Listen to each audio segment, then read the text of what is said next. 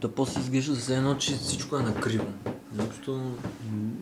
после при гледане ще е интересно как. Но то, примерно, като е застопорено така, просто става оригинално.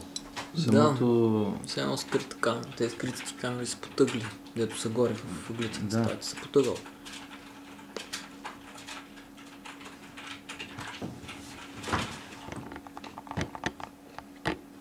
Просто не е този стандартен прав образ ми. Този вече е много... Да, може и краката да са окъни.